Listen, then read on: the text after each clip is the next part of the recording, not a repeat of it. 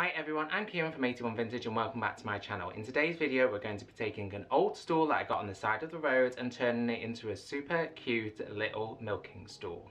I hope you like this video. If you do, please do consider subscribing to my channel. I'm hoping to get to 2,000 subscribers in the not too distant future. And I'm posting a new video every day throughout the month of January. So I've wanted a milking stool for a really long time, but they're really hard to come by and very expensive. So I picked this stool up from the side of the road and decided to chop it down and make my own version. I used the jigsaw to chop off the legs. I just rested it on the crossbar so that I got quite an even cut all the way across, and those legs just popped right off. I then checked how wobbly it was and made some small adjustments with an angle grinder and a flat disc until it was completely level. And surprisingly, I only had to do a little bit of adjustments to get it completely flat.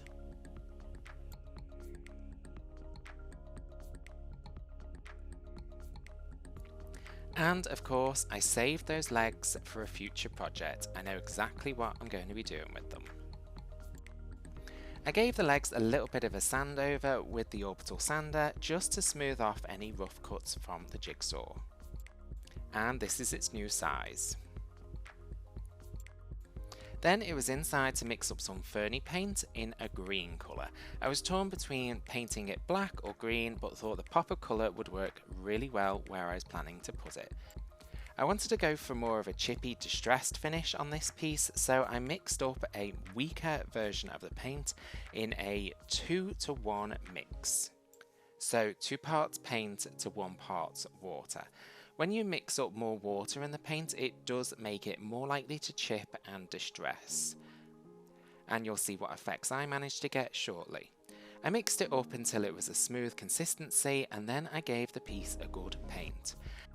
I'm a massive fan of Jamie Ray Vintage, and she always says that you should start painting chairs and stools upside down. I never normally do this, I always forget, so this time I did, and I just gave it a good 1 coat of the green paint. And this is called Wicked Witch by FurniPaint, and this colour just reminds me of the colour of the Wicked Witch from The Wizard of Oz. It's a really pretty emerald colour.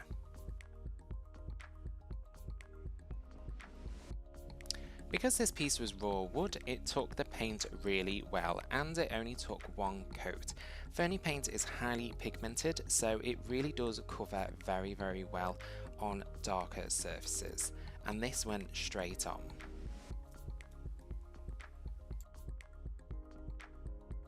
There's no easy way to paint those spindles, so I normally just go side to side and then I smooth off any brush strokes.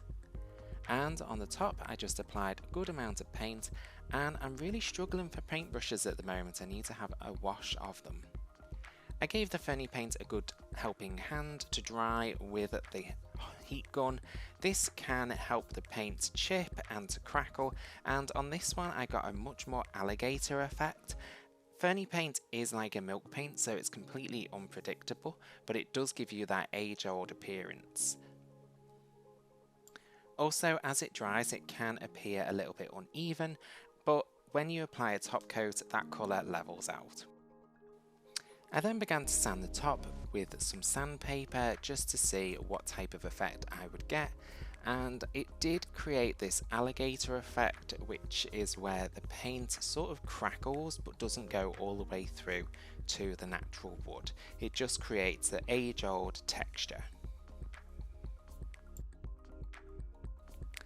On the spindles, I didn't really want to sand them because it was a bit awkward, so I decided to wet distress them. FurniPaint is water soluble until it's sealed, so it really does wet distress very easily and very quickly. Normally I just apply a quick swipe over the surface. This then reactivates that paint, and it allows me to do multiple sweeps over that surface to remove as much paint as I want, until I get the desired amount of distressing. You can see here that I'm just going over with 1 quick swipe each time, and it's removing a really nice amount of paint.